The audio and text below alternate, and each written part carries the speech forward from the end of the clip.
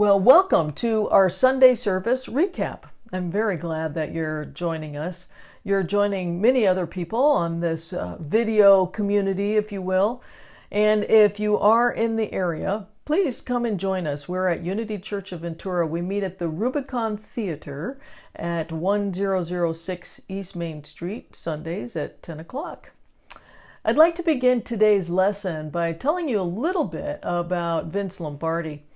One time he was the witness of his Green Bay Packers of just being annihilated by an opposing team. I mean, they just did everything wrong. And so the next day he just got them all together and he said, "Gentlemen, I have seen quite enough.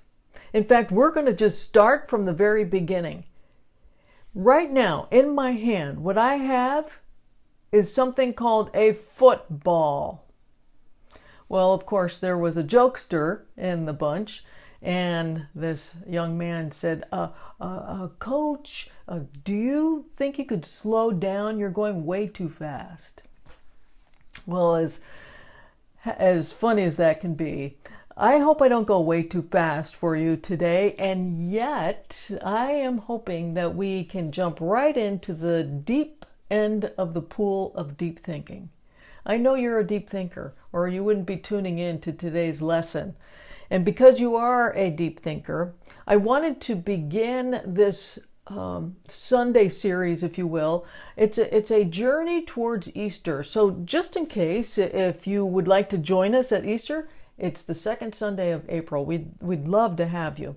But as we go through this journey together, I want you to be able to experience the magnitude and the splendor of that divine within. That's what we're going to be experiencing during these weeks ahead.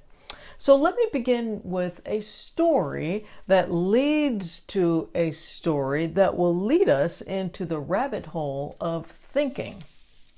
As many of you know, Steve and I have been remodeling our home, and one of the things that we did was we got some flooring to repurpose it. We're really into repurposing. So we have been working with this wood, and one of the tasks is sanding the floor. I don't know if you've ever had to sand the floor before, but oh, it's a big job. I mean, the machine itself, you're really using your core muscles. You have to be pretty strong to kind of tame this machine. And we not only had to sand the floor once, we had to sand it 5 times. Can you imagine the dust? And it was just crazy. So anyway, as I was sanding this one part of the house, I harked back to another memory. And the memory that I had was when I was in my 20s. It was approximately 1987. And I took a couple of months off to help my brother and sister-in-law during the summer months to remodel their home in Larchmont, New York. And on this one particular very hot day, my brother was having me sand the floors, and this was my task. And so I did it for a few hours, and I was in a full-blown sweat. I was tired, I was thirsty, I was hungry, and I was wondering, where was my brother? Where did he disappear to? Only to find him in the backyard, napping and drinking a beer and just taking the rest of the day off. Well, we had a little sibling quarrel, if you will, and I told him that I was going to take some time off. I was going to take a road trip for a day or two, and so this was going to be my time off. And I got in my car. I started to drive for a better part of the day, not really quite sure where I was going, until serendipitously I came across a retreat center. I went inside. I asked if they had a room for the night, and serendipitously they just had a cancellation. I was able to get a room for the night. And then they informed me that in about 20 minutes there was going to be a special event at the amphitheater. So I just started to follow the crowds. There was just a huge group of people. I started to follow them to the amphitheater. And at the very front of, or the beginning of the entrance of the amphitheater, they were separating the men from the women. And I would say, as in my memory, there was probably about 200 people on each side. So this was a big group. I knew that there was something big that was going to happen. So I sat down. I was just curious. I'm looking around. I'm seeing that there's people from all over the world, all sorts of cultures. And then something captivated my attention. The most beautiful woman from India, who was probably a couple years older than myself at the time, she walked into the room and she carried the most divine, the most joyous, the most serene essence about her. And every person in that audience turned to watch her walk in the room.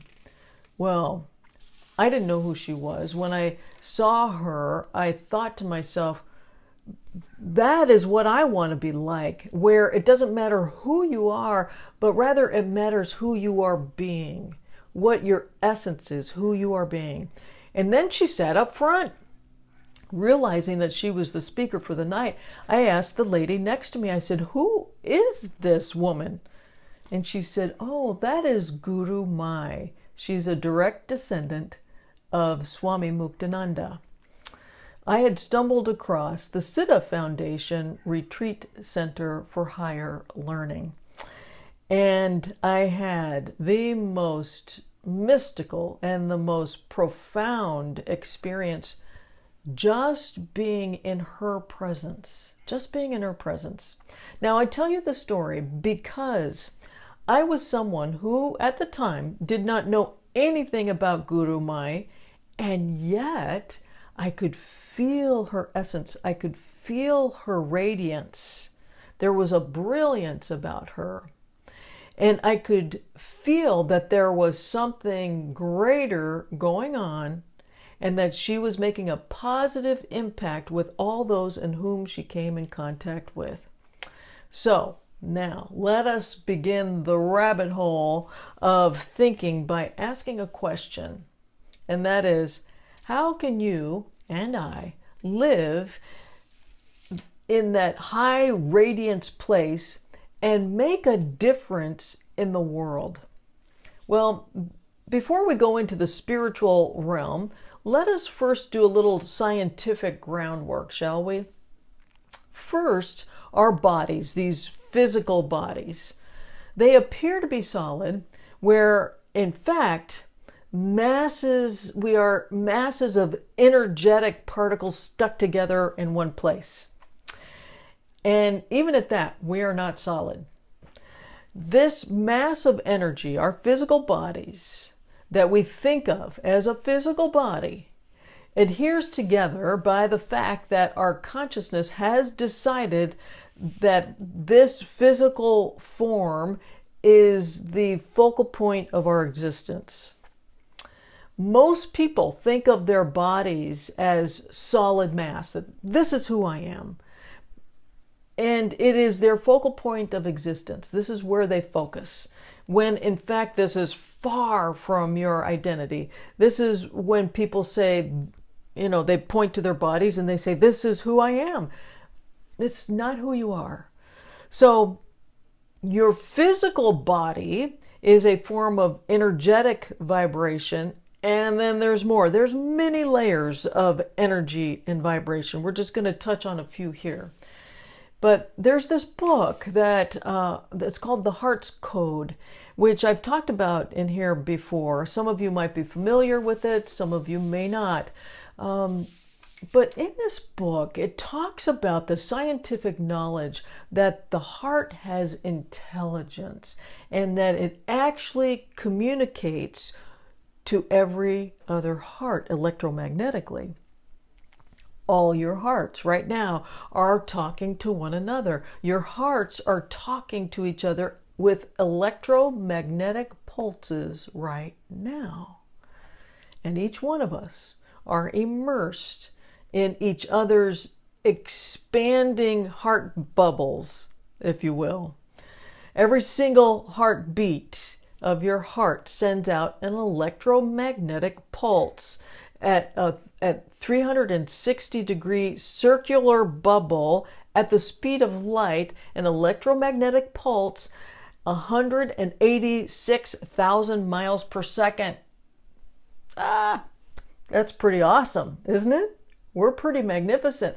We are continually radiating. You are a vibration that radiates. Well, let's get a visual of this, shall we? Your physical body is a mass of energy. It's not solid. Your heart is radiating energy, and it has been found that the average person's energy extends out at least 20 feet in all directions. 20 feet. So basically, you are a walking 20-foot Pillsbury doughboy, dough girl, blimp of energy. You get the visual? Therefore, when you see how your energy works scientifically, then you also see that your personal energy either amplifies goodness or it decreases goodness according to how you want to be in the world. So, how do you amplify goodness? How can you and I be a guru mai where we make a positive impact in the world? Where it's not who you are, but who you are being energetically that matters. So let's just break this down a tad bit more. So there's another energetic level that can shape your Pillsbury Doughboy energy, electromagnetic pulse. And it is a level that we talk about quite often. It's called the higher mind. Your higher mind is God individualized in you.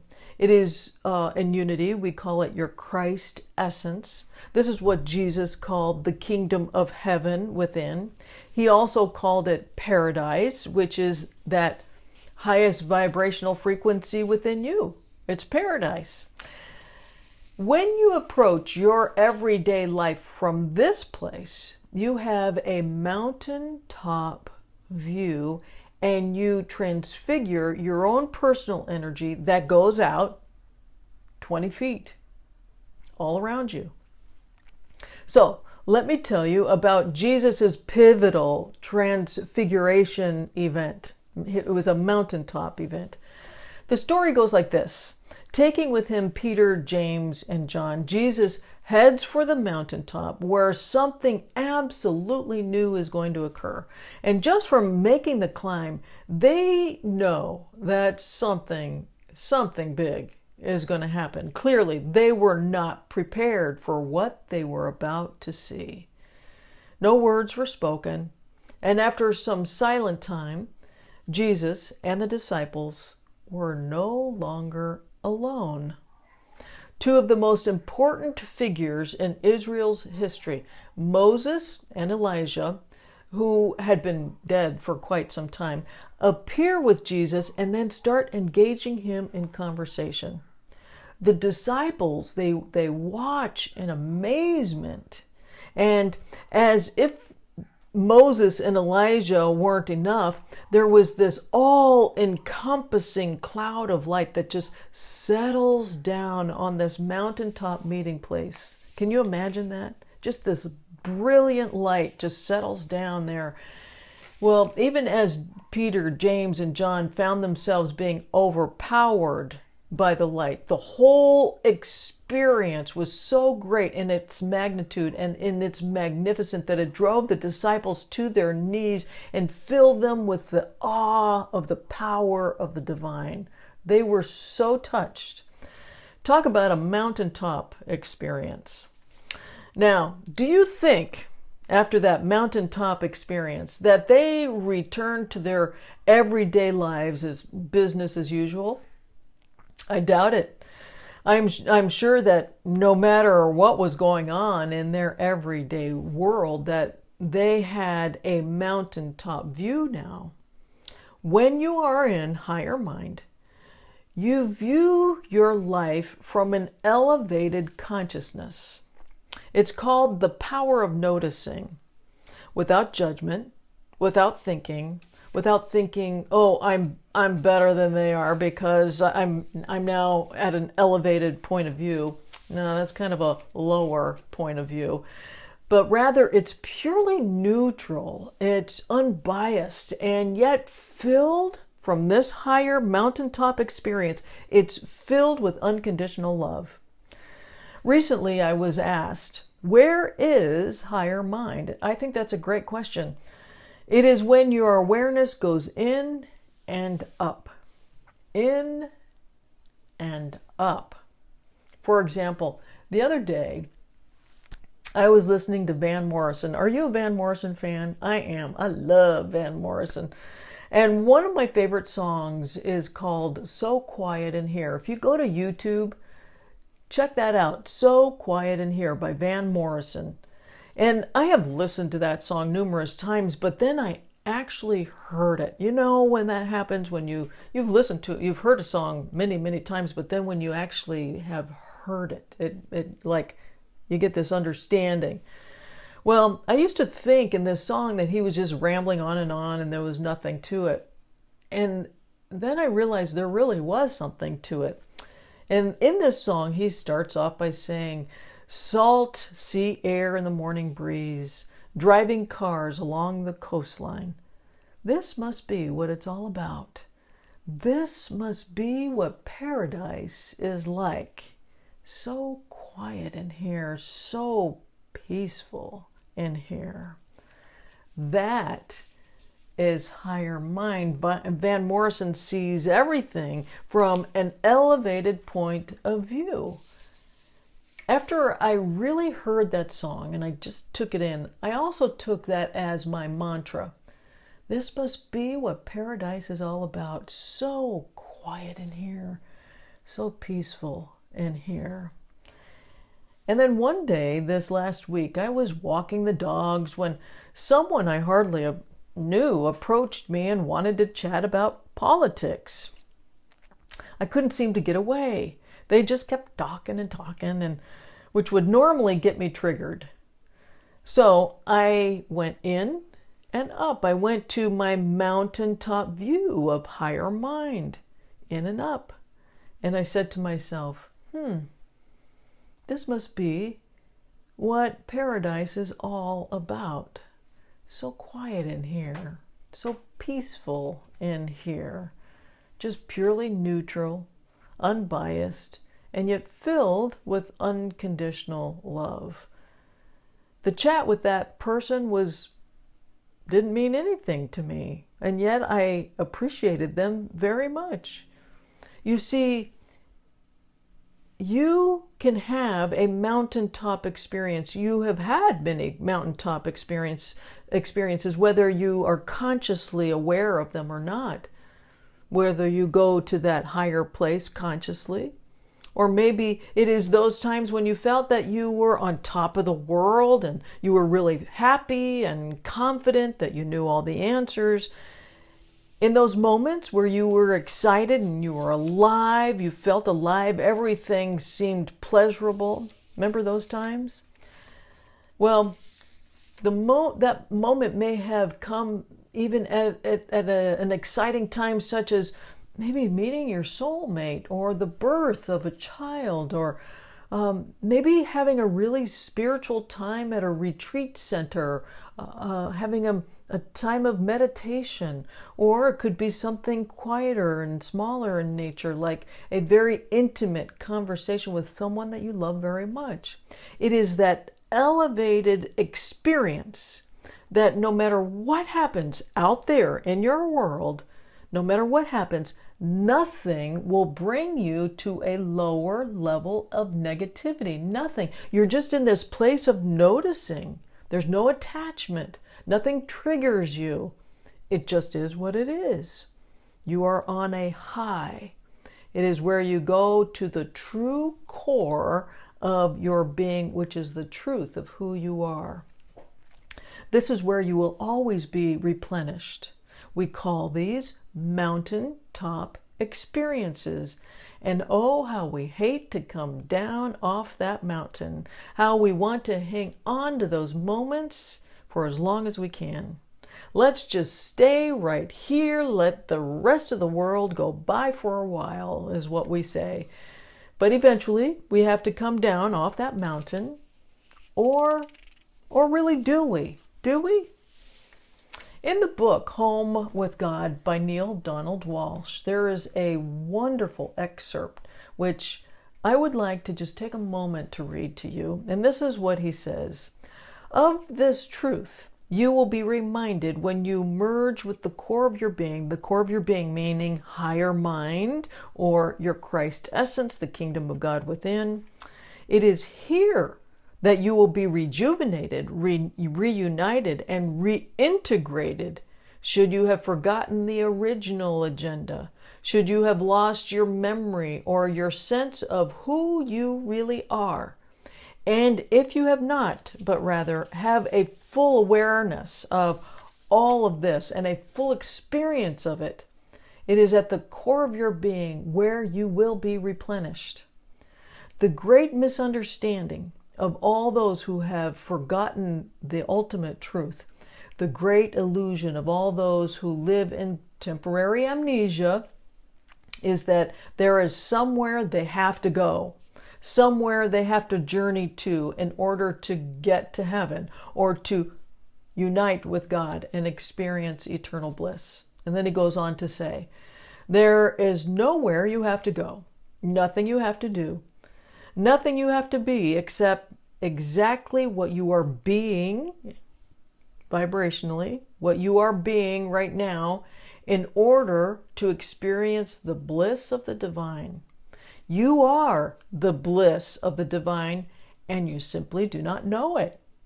Your journey is not an endless search for God. It is an endless experience of God. Understood in this way, the reason for the continuous journey becomes apparent. The journey is a process. Here is the central error of most human theology. You think that one day you're going to meet God. You imagine that one day you're going to get back home. You're not going to get back home. You never left home. Home resides within you. Ah, I love that. Isn't that beautiful? Home is the kingdom of heaven. It is paradise in you, within you. That's what Guru Mai did. She projected from her inner home 20 feet ahead of her, which is a lot. 20 feet, maybe even more for her. And everyone felt it. Everyone was transformed by it. And you can do the same. So, in your quiet time, breathe in and up. Take your awareness in and up to your higher mind. This is your mountaintop. This is your place of neutrality. This is your place of just noticing. This is your place of unconditional love. This must be what paradise is all about. So quiet in here. So peaceful in here. Thank you for joining me today. God bless you and enjoy the rest of the day from Higher Mind. Take care. Bye-bye.